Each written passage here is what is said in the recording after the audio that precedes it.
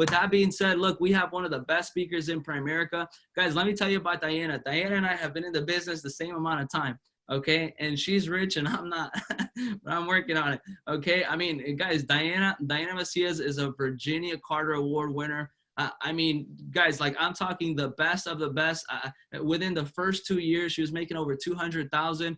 She has broken almost every single record in the company, right? She's the #1 female, guys, in the whole company. There's 139,000 licensed representatives. Okay, of 139,000, 53% are from the female specimen. Okay, now let me talk to you guys. Out of that 53%, okay, we have the #1 in the company. So with that being said, Diana, thank you so much for getting on. Take it away. Hey guys, thank you so much. Man, I'm gonna hire you so you can do my introductions every time, Edward. That was awesome. So thanks so much. But you know what? It's true, we've been the same amount of time, but everyone's story is a different story, right? So we should never compare one to the other. It should actually incentivize us to keep moving, but everyone's story is a little bit different because we all come with different baggage, right? We all have different stories. We all have different age. We all have had different experiences throughout life. And so here the goal is not to win. The goal is to you win. Right? The goal is not to win against each other. It's for you to win. That's the goal here. It's for you to win because everyone can be a winner in this business. And that's what I love. And I was just right before I got started, and I apologize. I showed up right on time, but I was doing a meeting. We do a training for us from 9 to 10 a.m. So I was just showing up. But right before, you know, I have these little things. I get really nervous when I'm going to talk in front of people, even though it's through Zoom, but I still get nervous. And you know why? Because I know that every time that I'm going to talk in front of people, I have a huge responsibility because I don't know whose life I'm going to change. And I don't know, it might be that I don't change any, but I still have a big responsibility because I have to do my best. So, you know, I have this little routine before I'm going to talk. I go brush my teeth really quick. And I don't know, it's like the toothpaste just gives me like energy. I'm like, okay, I'm ready to go, right? So I always do that. So you guys know that my teeth are clean. I'm about to talk to you guys. So look, first, I want to really thank Dan and like Ed Ortiz and his wife for inviting me, and Edward as well. You know, Edward is one of my big cheerleaders, and I love it. He's always just saying like, "Hey, you're doing great" and stuff. And obviously, Ed and his wife, I have great memories from them, and I haven't been in the business that long. I'm going to tell you guys a little bit about my story, but they have really, there were those people that have poured into me. Without no benefit in return because they don't override me. They make $0 from anything that I do, but they've always believed in me. And I remember when I was brand new, we went on a security strip, which by the way, I qualified just by coincidence, okay? Just because they allowed the power builders to go because I'm not a securities person yet. And I got a chance to meet them there. And they say, you're going to be the next Virginia Carter Award. We're really rooting for you. And at that time, I couldn't even believe I would be the Virginia Carter Award. And thank God they believe in me. And then now I'm one of the Virginia Carter Awards. So thanks so much. So guys, what I'm going to do is I'm going to share my story. Okay. Why? Because I think the stories is what tell the most about this business. The story is not for you guys to just say, oh, how pretty, how cute, haha. It's more to think what from here I can take and apply to my life, apply to my business. Because yes, I want to change your life. But what I want the most is I want to help you take your business to the next level for whatever your level is. Okay. So let me share my presentation here really quick. And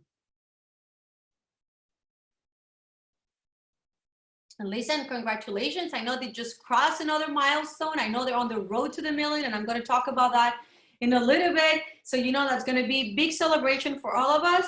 So, let's start right here, guys. Let me see if we can see it well. Yeah.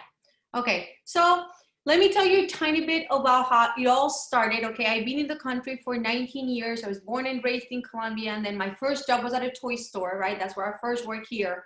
And I used to make $156 a week when I worked there. I still remember the exact amount. But you know what? I thought that was a lot of money because I had just come from the country. I didn't understand the difference between pesos and dollars, right? I used to live with my father at that time. He used to pay for my bills. So $156 a week was like really good money. And then I remember I met someone, I was taking English class, and I met someone that was working at that restaurant called Bonefish Grill. And he used to make $150 a night. He said, oh, I made last night $150. I'm like, wait a minute. You made last night $150 and I've been working all week for the same $150. Something's not right in this picture. So I decided I was like, I'm going to go work at a restaurant. The thing though, that I didn't realize it, I had no English whatsoever at that time.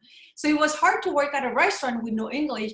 I don't know how I got hired. I really think that the manager, I really think he was God, because I don't know how I got hired because I had no English. I remember when I used to do my, like, you know, take the menus, I had to call a hostess. So she'll help me translate what the clients wanted.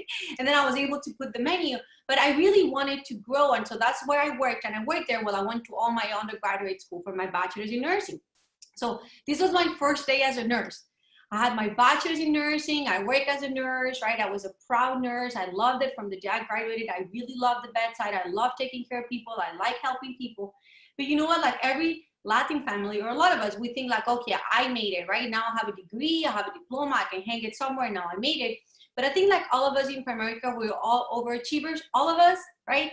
And so when I was there, I said, wait a minute, I cannot just stay there. I have to do something else. If you sign your IBA, you listen to his training, let me tell you, you're an overachiever. And that's why you're looking for something extra. So I started doing something else, and I finally went to my graduate school, and I graduated with a master's of nursing.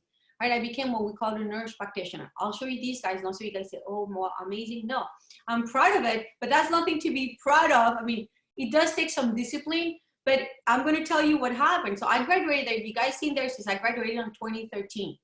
So on December 19th of 2013, I graduated. And then I remembered this day. I remember this day like if it was yesterday. I was at the hospital, right? And that face right there wasn't I'm trying to look good face. It was a very frustrating day for me. I remember I took a picture of it because I didn't want to forget it. I wasn't even in Primerica yet. But this was my 1099 on that year. My W-2, I'm sorry, and I made $109,000 that year. And I was frustrated. I'm going to tell you why, because a lot of people might think, oh, how can you be so ungrateful? $100,000 is not by money. Let me share with you guys why, right? This is my mother, and my mother has right, her check in Primerica. My mom actually did all the way her run to division, right? And now I make her my partner. But my mom, right? I came to the state as a political refugee. So I came and we couldn't leave the country. And my mom was denied to come every single time. So for 8 years, she'll try to come and they'll deny her visa. Deny every time, right? With no reason. And so for 8 years, we couldn't see each other. I couldn't see her. She couldn't see me. I couldn't fly. She couldn't fly in. But then, you know, that reminded me of just one thing. After the 8th year, she finally said, hey, you know what? I say, Mom, go try. Someone told me they're giving visas easily. Give it a try. So she goes, she gives it a try, and they approve her visa. So we're all excited. She comes in, right? She comes here too. And then she says, you know what? I'm going to stay. Like, not this time, but what I'm going to do is I'm going to sell everything I have in Colombia, and I'm going to come and live with you guys. And guess what I said? I said, no way. No way, you're not going to do that. You're not going to come and live with us. Like, you can't do that, right? Let me tell you why I said it. When you guys think that money is not important, that was a total money decision. So for 8 years, we hadn't been able to see each other. And I told her, don't come, don't stay here with me. Because I knew that with $100,000 income, I couldn't take care of a 60-some-year-old mother. I knew she will get sick. I will not be able to afford the hospital. In Colombia, she can get her hair done, her nails done, right? I could not afford any of that here. So I said, don't do it. So money actually rules all of our decisions. At that time, I said, don't do it, just because I knew that I couldn't take care of her.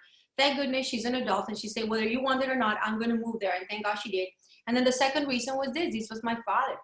So my father was a physician, right? He came to the country. He was revalidating everything to become a physician again. And through that process, he passed away.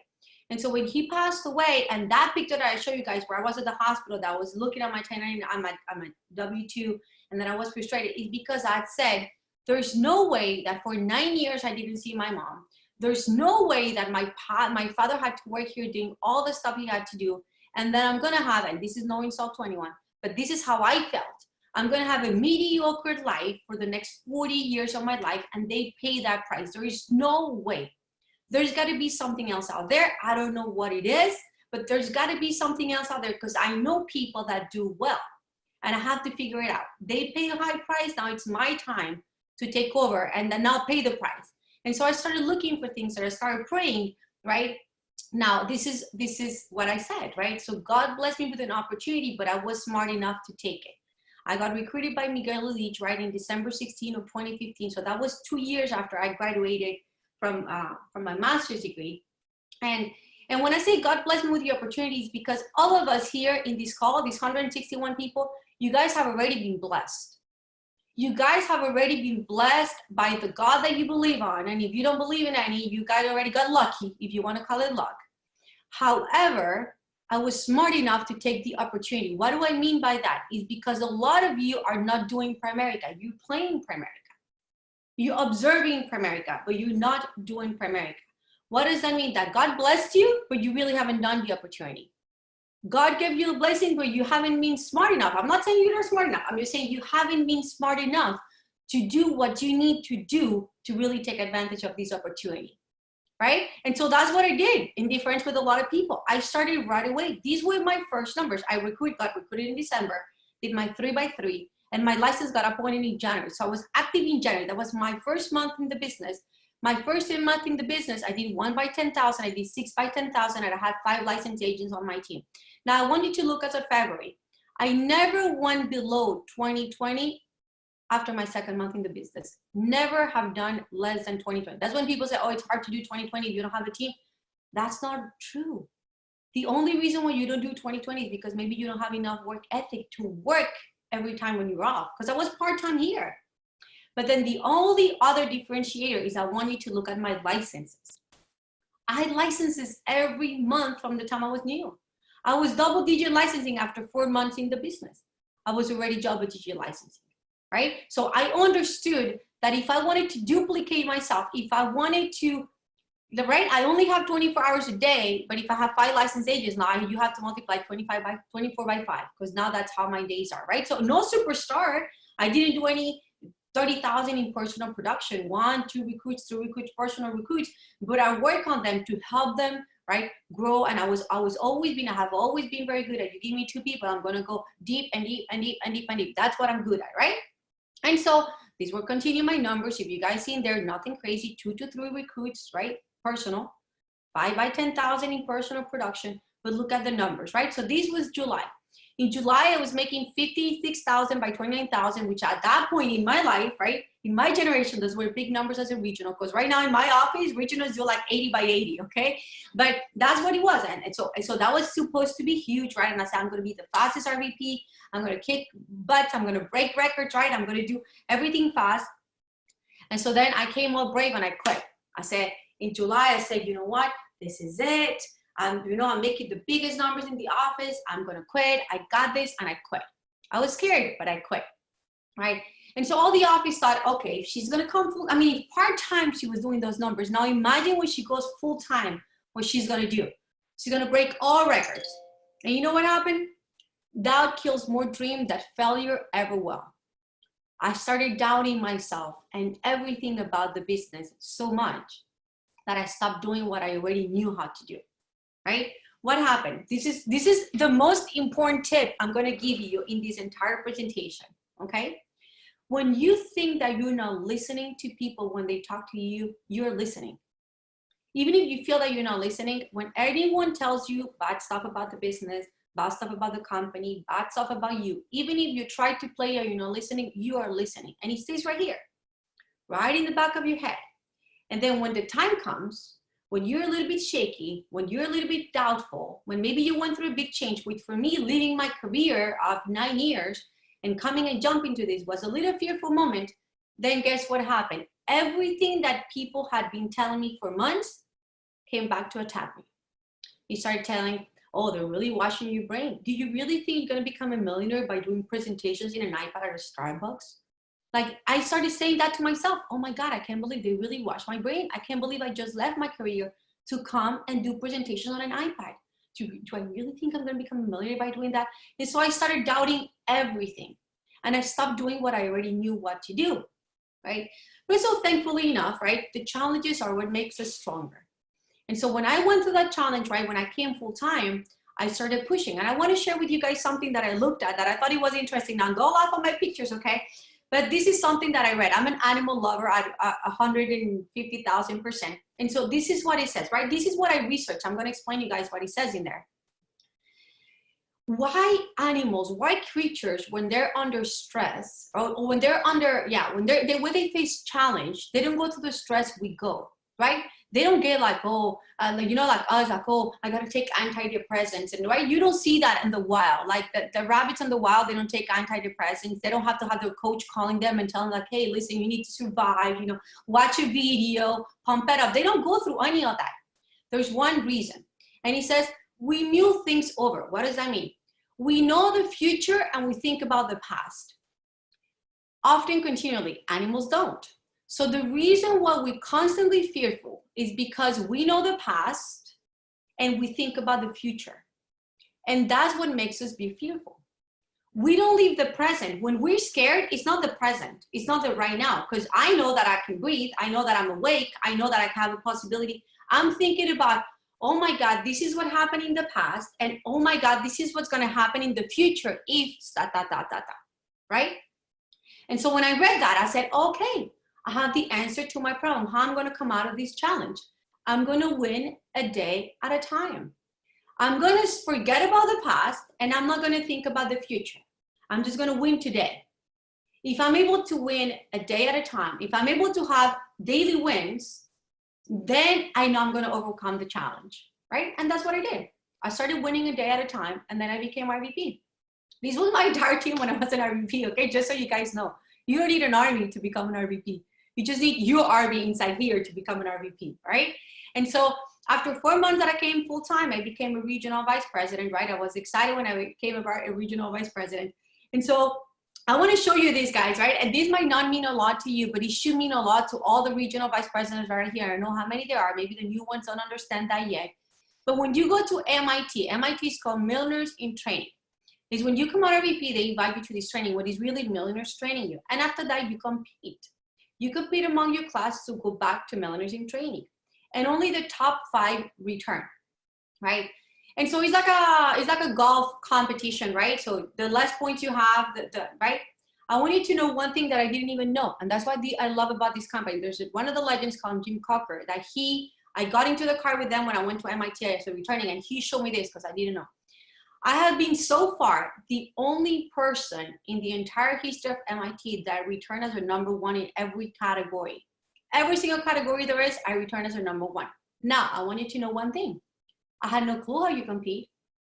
I had no clue you compete. I had no clue what you need to do to go back. You know what I had when I went in RVP? When I went RVP, I had such a desire to become someone big that I just worked so hard. I had the biggest work ethic that you guys have never seen. I've always wanted to be the strongest one to work in my team. I wanted to be the first one to wake up, the last one to go to bed. I wanted the team to know that I was making more numbers than anyone else because I had a desire like no one to become big. Now, when I went RVP, okay, hold on. Let me tell you something. When I went RVP, I was at 45,000 in income, right? Now, picture this. RVPs don't come out even with the ring. I know RVPs, like regional leaders that come out at $100,000 with the watch, right? So when I went RVP, I was only at 45,000. My whole family was still making fun of me because they say, yeah, they really wash your brain. Like you left a $130,000 job, a career, and now you're making 45,000 and you live with your mom and your brother. So yeah, you really think you're doing something good, right? And I was excited, like, oh, I'm an RVP. They're like, yeah, you're an RVP that makes 45,000. Like, where's the excitement in that, right? But if you work hard and if you believe in your leaders, which was Miguel and Will later that were saying, you're going to be huge, you're going to be great, you're going to do something big, look what happened. This is my first year as a regional vice president. I went from 40, I came out of vice president in April. On June, I crossed my 100,000. On October, I crossed my 200,000. And on April, a year exactly after, I caused a $300,000 in income, right? So it's not what they said about you. It's not what they think. They don't know the business. You know the business. No one knows what's in your heart. But if you have it right here, they don't have no clue. You have to stop listening. Nowadays, I don't even let them talk to me. Oh, I wanted to tell you, shh, I don't need to hear it. Because then when I go through rough times, that's what's come back. I don't need to hear. No, but you know what? I really have an insight about your business. I didn't ask for it. Don't worry. I don't need to hear it. Like, thank you, right? So no one knows what you're going to do with this business. No one knows what the business is going to take you if you continue to do the right thing. If you continue to listen to the right people. If you continue to work really hard, right? No days off means no days off. I don't know who I'm talking to right now. I know there's 160. I don't know who is at what level, but I wanted to tell you something. If you want to make it big, you have to have a philosophy or no days off. I didn't take a day off in the business until I crossed my 200,000. Not one day off. When I crossed my 200,000, I said, I gotta leave. I called Miguel when I was already in Cancun. I said, listen, I left for 2 days. I needed a break. I'll call you when I get back. 2 days, and I went back to work. Does it sound a little bit crazy? Yeah, but does it sound a little bit crazy to make a 300,000 in the first year as an RVP? Yes. You want crazy results? Do crazy things. Are you gonna get criticized? Of course you're gonna get criticized. And so what? The more they criticize me, the more they like it. I like it. I like it. I like the challenge. I like when people say, oh yeah, you're gonna be the next $1 million earner. Yeah, just watch. Right, just stand and watch. So that was the first year. Let me share with you guys really what was the secret. The first one was the 1 day at a time. And the second one is this, right? This is my first 3 years in the business. First year I made 45,000. Second year I made 220,000. Third year I made 324,000, right? Why is that? Let me show you the relationship between income and licenses, okay?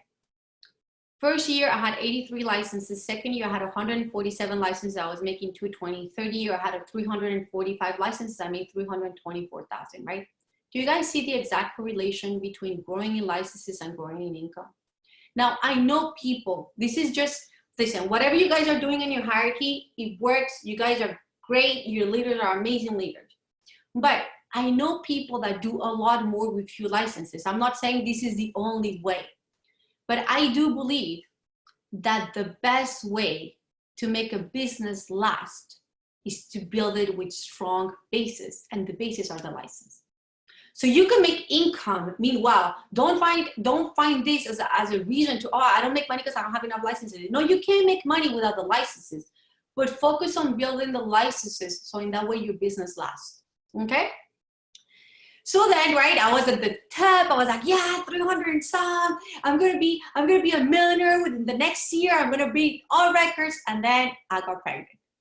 And so a lot of women are like, yeah, I'm pregnant. I was like, oh my God, I'm pregnant, right? Like that was a total drag. The majority of people are like, what a blessing. I was like, oh God, it is a blessing. But at that point, I couldn't see it like that because I felt I was a machine within my own business. I was the hardest worker I went. So I was like, what's going to happen now? Now I'm not going to be there as much as we want to say, yeah, we're going to be there all the time. It's not a reality, right? You want to be there the entire time, but sometimes you can't be there the entire time, right? And so what happened is that during those months, so obviously beautiful Sophia was born, right? And she's been the best thing that has happened in my life. But 3 months, I was one of those pregnant women that I said, okay, I'm pregnant, fine, whatever. It is what it is. It's going to be a blessing, right? But I'm going to work until the day of delivery. So the day that I'm going to push, that day I'm going to be closing something so the team knows and stuff like that. But you know what?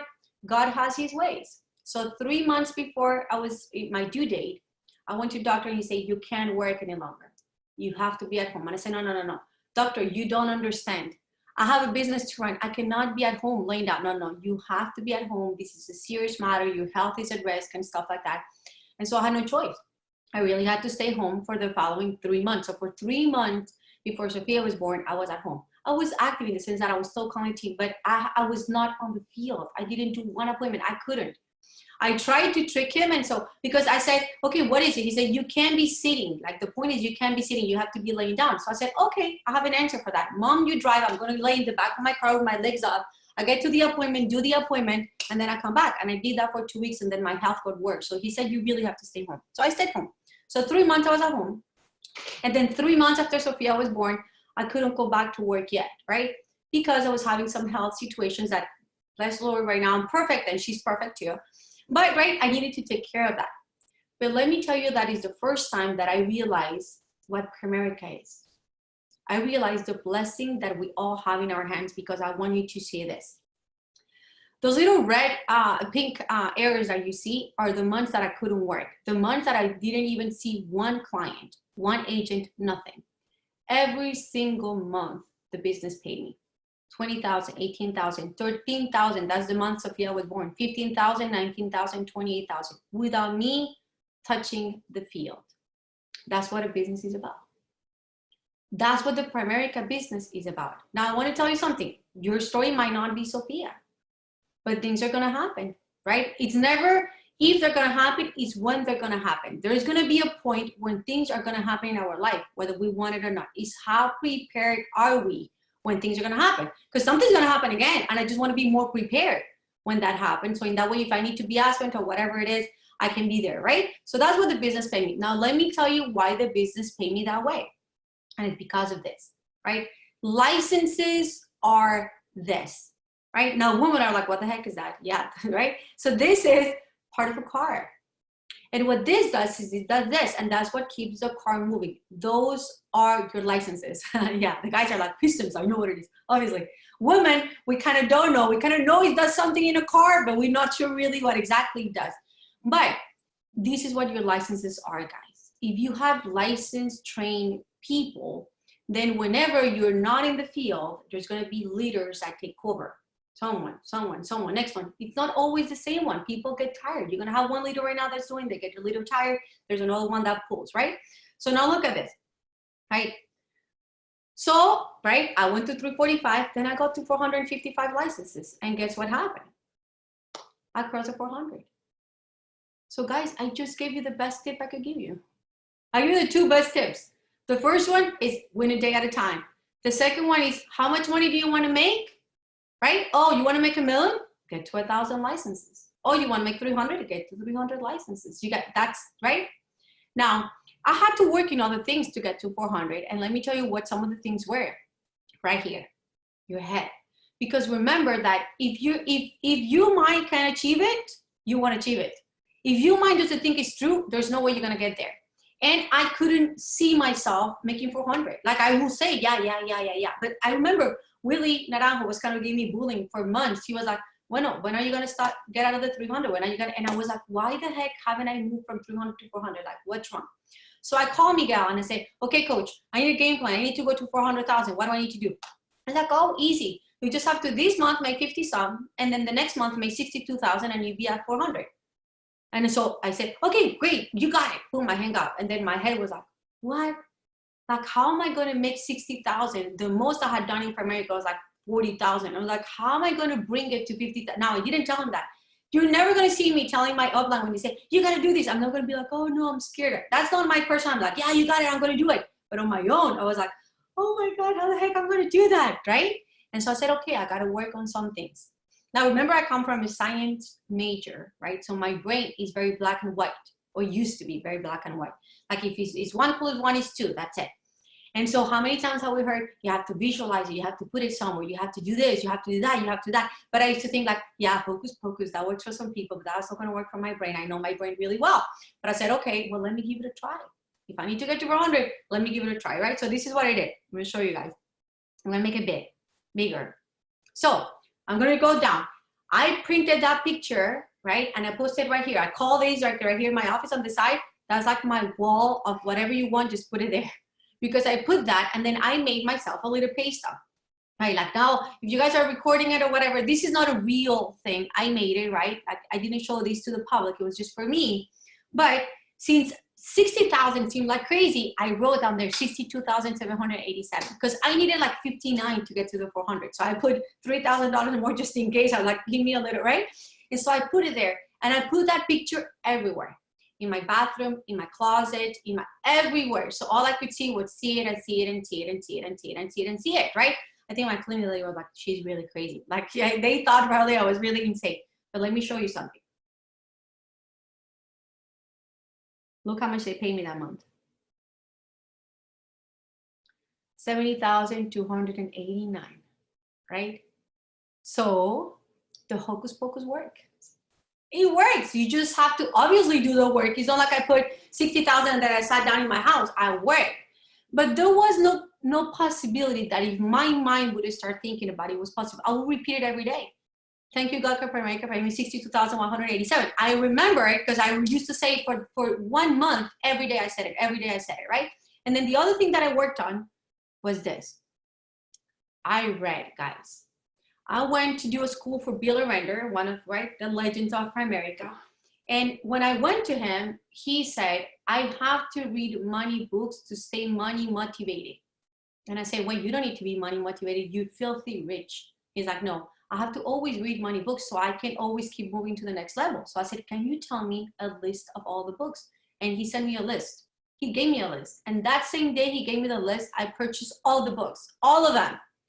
You guys don't know how many times I talk about books and people, yeah, I'm going to buy it. They write it down, they never buy it. I bought all of them. And in that month, I read these 3 books, the Bible, which I always read, but then I read God Wants You Rich, The Wealth Choice, and Thou Shalt Prosper. Why? Because I needed to plant seeds in my brain that I can be rich, that I can make money, because we don't come with that. For years, they have actually told us the other way around. So I needed that in my brain, a constant reminder, right? So now, this is right now what we have. 554 licenses in the base shop, 812 licenses through First. What do you guys think is going to happen? I'm going to cross 500,000. I'm crossing this month, right? Why? Not because I'm a super genius, right? I just show you guys two recruits by 3 recruits by 10,000, 5 personal licenses, stuff like that. But because I have the codes, because I reach 500 codes, I have to cross the 500 licenses, right? So you guys want to go to the million? I want to go to the million. Guess what? My goal, 1 million licenses through First. I'm sorry, not 1 million licenses. That would be nice. I'm going to write that one, right? It came out for something, 1,000 licenses through First, right? Now, to finish, guys, I want to share with you guys what are some of the great things that have happened to me in the business. And everyone sells the dream in a different way, or leaves the, it's not sell the dream, leaves the dream in a different way. I'm not at my dream life, but I'm living kind of a dream life, right? Because once you start making over $30,000, $40,000 a month, you kind of are doing pretty good if you're smart with your money, right? So now look at this. First thing that happens, and I want to, you guys all know Miguel Elite, right? So I got to show you this. He hates when I should do this, but I'm going to do it because he's not watching, okay? First is that you look a lot better with money than without money. Why? I don't know. This is the first picture we took when I first started, and these are the pictures he was holding there, Sophia, and then I was there with Julie. But you really look much better with money than without money. I don't think it's, trust me, he hasn't had any plastic surgery. I haven't had any plastic surgery. It's not that. It's just you start, there's something inside you that you start just like projecting a different thing, right? And you can see it. I mean, look how he looked there, right?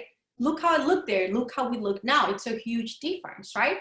The second thing is this. So I'm not a big car fan yet, but that used to be my first car, right? That Nissan Murano is when I came into the business. I was an RVP at $100,000, guys. I want you to know that. I had that Nissan Murano, and I didn't want to sell it because it was already paid for. So I was like, I don't want, Miguel was like, you need to get a better car. You need to get a better car. I'm like, dude, it's already paid for. I don't have payments for it. It takes me from appointment to appointment. I'm closing. I'm doing really good. Leave me alone, right? But what happened? The car was really breaking down everywhere. So I would be on a way to an appointment, and then he break down there. I would leave the car there, get an Uber, finish my appointment, come back. And so I got that first Mercedes, right? And so initially for me, all those things I had to work on, that Mercedes was only like $400 a month of payments. But for me, I was like, I felt like I was increasing what I was paying. And I really wanted to, my goal when I came to Primerica was to become a millionaire. It was not to show people I'm a millionaire, it was to become a millionaire. And so I really was saving. So that was the first car I got. And then right now, that's my car, the SUV, the Mercedes SUV. Yeah, I mean, it's not the Rolls Royce Miguel drives, but again, money, it gives you choices. When I was pregnant, I knew I couldn't have the sports car, but the most important thing that I wanted a safe car. I wanted a car that, you know, I live in Miami, bunch of crazy Latin people here driving mad, right? So I wanted to make sure that if something was to happen, I would be in a safe car. And this is one of the safest cars there are there. I'm good at research. So I researched, read, and this is one of the safest cars. So I went and I bought it. Well, I listened, but I bought it. It's a beautiful car, drives me everywhere. You know, I love it. I'm not about to change cars anytime soon, even though I'm $500,000. It's not my intention, right? But that for me was important. The other things that for me are important, right, is this. I've been able to really enjoy.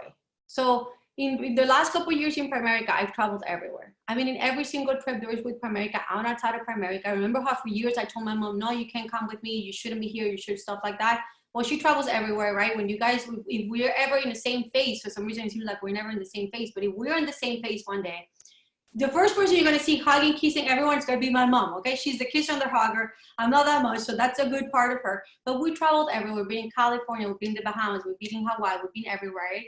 With the hierarchy on our own, we have made fun trips, right? We went to New York together, right? the team that we have. I went to Dubai. Well, we went to London. That was London. If you guys seen that bottom picture, I'm pregnant as crazy. I don't know how I did that, right? We went to Dubai.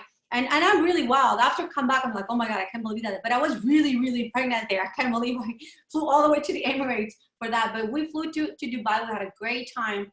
We went to Paris, right? And we went, and I take that picture because it's very different when you fly in business or first class than when you fly in regular, right? That's not what makes happiness. But I want to tell you, when you get in those long trips and you sleep, you see there, I'm sleeping with Sophia. We're comfortable. We're having a good time.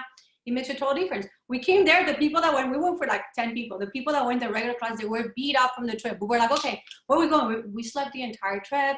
So it does make a difference. That's in Paris. We went in Paris. We had a really good time, right? And then the other reason, some of the things that have brought happiness to my life is this, right? It's to make yourself part of yourself. I think some of the things that we forget, guys, we think that's being a narcissist, and it's not. One of the reasons, Art Williams said, everyone wants to be somebody. Everyone has a lighting picture here that says, I want, one second, guys, I'm so sorry.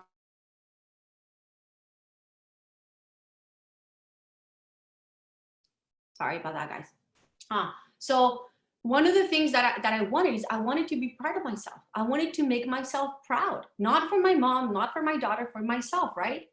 The other thing was this. Like the Regina Carter Award. I mean, how many people can say they won the Regina Carter Award? And that's the opportunity that Primerica gives you. But you know what? We all want to make our parents, our goal, our responsibility is to be better than our parents. That's our responsibility. And our goal is to make our parents proud, right? And our kids proud. And that day, Primerica gave me the opportunity to make both of them proud at the same time. Now, I don't know if Sophia's going to like me too much when I show her that picture, that she's going to be like, I can't believe you took me out with those and socks and everything in public. But I made her proud that day. And whenever she has a bad attitude, I'm going to say, shh, remember who this? Regina Carter. Okay, you can't have a bad attitude, okay? I'm mom, right? Another thing is the thing we do for people. Like when people say we really change lives, we change lives, right? I personally had a chance to help this couple, which they're amazing, right? And they're the ones that have done all the job. But Luis got recruited with me when he was 18 years old, right? Marjorie is his mom. When they were on their RVP run, unfortunately, she got sick. She got diagnosed with a cancer. And at that time, she was actually the lead agent. She was the one that was doing appointments and stuff like that. And everyone thought that Luis was a young kid. But he wasn't a young kid. He was a man. During that period of time when his mom was sick, he came out and he did that RVP run like I've never seen. I remember vividly when one day she was having chemotherapy, was next to her. He called me and I said, hey, listen, if you need to come to the hospital, it's okay. You don't have to be in appointments today. And he said, no, coach, I'm not going to go because my mom's disease is temporary, but this business is forever. And I said, wow, what a man. They became RVPs that day. I still remember it made me very emotional because I know how the life changes are close to cross the $200,000 and they're done amazing things. And their mom, his mom, is disease-free. So he was right? Then Isabel and Oscar, which is my second RVPs, no English whatsoever, and they're fully licensed. I don't know how that girl did, but she's hardcore. She took that license and studied, translated the book, translated the videos, translated everything. They're closer to $200,000. And then the other thing that I'm very, very proud of is this, obviously. And it's all those years that, right, for reasons that we will never understand, but that was God's choice. I couldn't spend time with my mom, right? Now I've been able to spend every single minute with her and make her, right, enjoy her life. Now I made her my partner. I made the Primerica send her a ring. Why? Because you know what? I have to make her happy for as long as I can. My goal is to make her bucket list. I told her, I want you to write a bucket list and I want to make check mark, check mark, check mark, check mark in every single thing that she does. So that day she was happy. She got her ring. She was being recognized at the office for everyone, right? And then of course this part. Guys, I have been able to share every single moment with Sophia. I think for you guys that follow me on social media, she took over my social media, right? But I've been a present mom. If I was a nurse practitioner, I would have not been a present mom. I would have been someone that dropped her at 6 in the morning at the daycare, come back and pick her up at around 7:30, 8 p.m. to put her to sleep and do it again. And I have worked hard. I'm not going to tell you that I'm all day playing with her. No, I work hard. And she knows when mom's working. But I'm also being able to be there with her. I'm the one that bathes her, puts her to bed, give her to food. I mean, I chose what I do. So obviously, this is about to happen, guys. You guys, all keep praying for me, pushing for me. Remember that We all here can succeed, right? And within the next 2 weeks, I should be crossing the 500,000. And all that does is it gives hope and example for other people that they can do it too. This is my track record for whoever wants to. If you think your story is not important, your story is the most important thing, and you are to mark your story, because you're going to talk about that forever, right? Now I'm not going to spend that much time in that. But I always put, I'm going to be the fastest woman to the million, because Cher Barlow said it once, and I said, why not, right? And then just to finish, guys, I want to tell you this, right? I wrote this when I crossed the 500,000, but I want you to keep it, not because I wrote it, but I want you to remember this. I wrote this 4.5 years ago. I was a nurse practitioner. I was happy with the field, but unhappy with the inability to keep growing. God blessed me with an opportunity, which I've told you guys, but I was smart enough to take it. Please take it by the horns. Do Primerica. Now, for many around me, switching careers seemed like a crazy decision. I was criticized by others and advised by many that out of their best intentions, but with little knowledge on what the company does in the field, telling me not to do it, that I would regret it. Luckily enough, I didn't listen. Luckily enough, I had a seed in my heart that it was the right decision. Luckily enough, I had the support of the two most important people in my life, my brother and my mother. What I tell you this, guys, a lot of you are going to allow people to take you out of your dreams. A lot of you are going to listen to the wrong people. But luckily enough, I didn't. My best advice for you guys is don't listen to anyone. Stay focused, build the business, live the dream, believe the dream. Because if it's happening for you, for your leader, guys, if it's happening for me, I know that it can happen also for you as well, right? And so that's part of my story. I hope you guys learned, enjoyed it, took notes, right? Make it big, make 2020 really the best year for you, and really make this next decade, like the company says, the decade of dominance, because I know we can do it. I know each one of you guys can do it. And it only takes a year or two to bring your business from 0 to 300,000 or 500,000 if you decide to do so, right? So guys, I hope that helped. Thank you so much for having me. And we'll see you at the top. Everyone, if you ever need any questions, let me know, okay? Bye, guys. Thanks.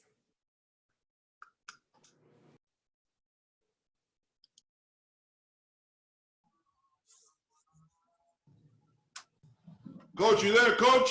Ed, you're muted. That's amazing. Amazing. Okay, there it is. There it is. There it is. Excellent. Hey, Diana, very nice. I mean, wow, what a story, guys. What a story.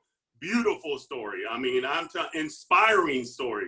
And I'm like you, man. I'm like you. I mean, we serve an awesome God, and I just hope and I pray that someone on this call got inspired that you can do this thing.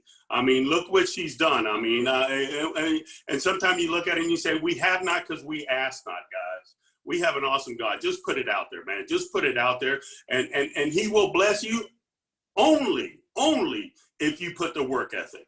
Only if you go to work. You got to go to work, okay? But if you're going to focus on working here, just like I saw something here. I don't know if you guys saw it, but if you're going to put the work in, you put the work in on growing your licenses, because that's going to drive everything. That's going to give you security. That's going to give you income. That's going to give you stability. That's going to give you a life.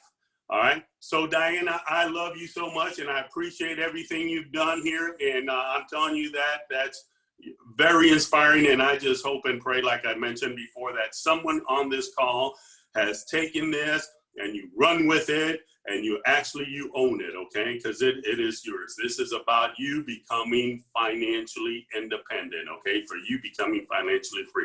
So I thank you guys. I love you guys, man. And I'm telling you, hey, listen, we're going to be doing this again next, it's going to be next Wednesday. We got Keith Otto. But hey, listen, before we go there, let me just make sure that I also, again, just give it up for Diana and thanking you for everything you have done for us, okay? So if you would, everyone, come on, let's unmute ourselves. Let's go.